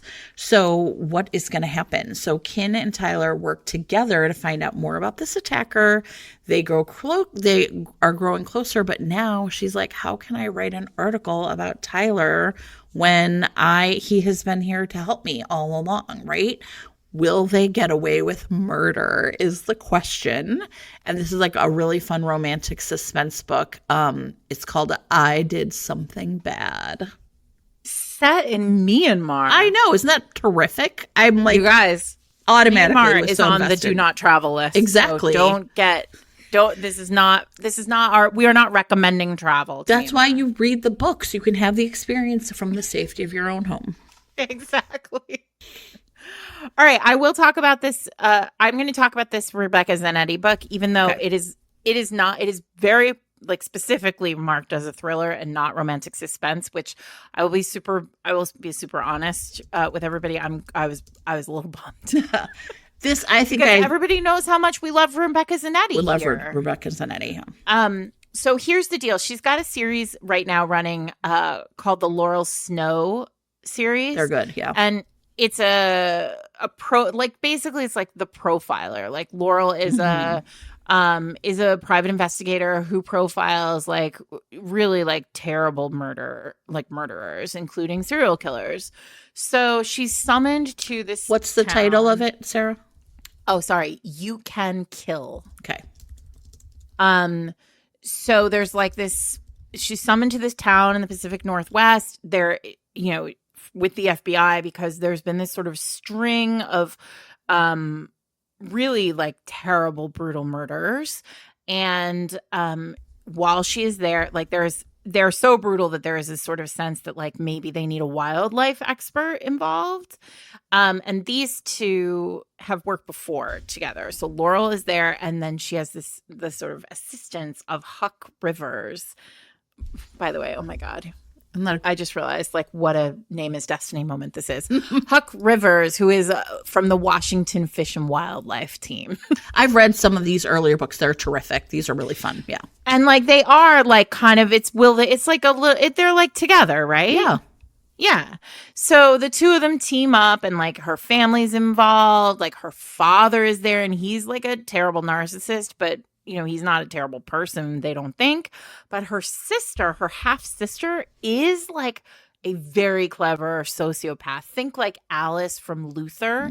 And then basically like there are all these kind of questions about who is harming people, why the murders are all connected in one way or another to Laurel and Huck, whether their family is next and in danger or whether their family is actually the danger. And it's all gonna, knowing Rebecca, it's all gonna be a crazy little knot of questions until it gets teased apart and you are just blown away by how she plots a book. Perfect. Okay. Maybe that's just me. I have one more, and then maybe one that's kind of adjacent, but I should have probably talked about in romantasy, but I forgot. And so we're going to talk about it at the end. Okay. So Mr. Nice Spy by Tiana Smith is the second book in the My Spy series. And what really drew me to this, everybody, is I love like a woman with like, this like real like 80s vibe. She's got this awesome job. So Andy Paxton is a fireworks designer. And what she doesn't know is that her biological father is an international criminal, a dangerous arms dealer who has escaped from prison and is searching for his long lost daughter. So the CIA essentially like rolls up to her and is like, by the way, your dad is a supervillain, and they want to use her as bait to capture Holt, that's her dad, once and for all. But before the CIA can even attempt to spring the trap, she's kidnapped along with a very hot officer, Adam Chan, who was there to help her. Maybe they were too busy flirting to worry about the safety protocols. I am not sure. So Andy and Chan are drawing closer together as Holt is hot on their tail trying to find his long lost daughter. So that is Mr. Nice Spy by Tiana Smith. Well, I think we did the job. I hope so. Like 90 minutes later, 800 books later. Everybody, tell us what you are reading. Yes. Tell us if you read any of these books and you love them. Tell us what you are looking forward to this fall. Fall is when I really shine as a romance reader. Oh, it's the best time. It's when I'm like, it's chilly. I can just sit on the couch with my socks and like read my books and enjoy my life. It's true. And there are so many books. There are so many books we didn't even talk about that we will just have to save for other episodes. Yes. think of all the books we didn't talk about that we will put in other episodes. Exactly. Like, there's so many things for us to read. I know. What a time. Romance is the best. Romance is the best. I was delighted talking about these books. I cannot wait to I read was them. with somebody this weekend, and they were telling me about a book, which I will not name, but it wasn't a romance, so it doesn't matter. And she was like, I'm like 120 pages in, and it's so boring, and I hate the main character, and everybody loves this book, and I just like, should I finish it? Like, I feel like I should finish it because everyone loves it. And I was like, hell no. Hell no. Life is too short for boring books. Life is too short to read books you don't like. It's true. D and F that shit. Look at all of the books that we just named for you. Pick a different one. You could be writing great books, everybody. Exactly. So we hope that you found something to look forward to. And remember, pre-ordering is really important to authors, right? It helps them know that people are interested in their books. And since most of these books are not out yet, you are not going to be able to read them, but you are going to pre-order them. They are going to like show up in your mailbox or drop onto your Kindle. They're like presents. They're presents to yourself. You know what I think you should all do? Here's what I think you should do. I think you should pre-order one or more, but one book for each month. Yeah, exactly. Between September and December. And then it's like you give yourself a little gift. I know. It's the best. Halloween's coming. The holidays are coming. It's going to be a busy time. School's back in session. It's going to get cold. There's going to be all sorts of reasons why you should really read a book. Obviously. And why you should give yourself gifts. And think, what a value. I know. A romance novel. You can also read Lorraine's book about a hot air balloon crash on a private island. Listen, for what, $9? Nothing can top this. You can also go to your local libraries. You can request these books. You can do it on Libby. But either way, listen, I cannot beat. Lorraine was like Gorilla Twins. Lorraine? I can do better. Yeah. Lorraine, he probably was like Gorilla Twins. What are they going to call this one? I don't know. We'll Hot figure it air out. balloon love. I think we can do better. We'll workshop that one, Sarah. We're going to workshop it when we talk about it, which we absolutely will at some point. Sure. We'll have a better name for it. You're listening to Fated Mates, everyone. I'm Sarah McLean. I'm here with my friend Jen Prokop. We are Fated Mates. We are phone banking all through October to get Kamala Harris and down ticket Democrats and abortion allowed and into office. And we want you to join us. Learn more about that at fatedmates.net/fatedstates. Also, you can find us online on Threads and Blue Sky and Instagram and everywhere else you can find us. We are Fated Mates or Fated Mates Pod. You can find us on the web at fatedmates.net, where all of the books we mentioned will be listed, and there will be beautiful images of them. And you will be, if you missed something, you don't have to go back. You can go right there to show notes at fatedmates.net. And what else? What else is there? Season 7. That's it. Season 7. The Magnificent 7. Yeah. Lucky number Amazing. 7. 7 is heaven. All of those 7 things. minutes, 7 minutes in heaven, not 7 minutes in heaven. 7 We all hours deserve in heaven. better than that, everyone. Okay. That's true. Have a good one. All right. Everyone, enjoy your fall reads. Keep us posted on what you're reading.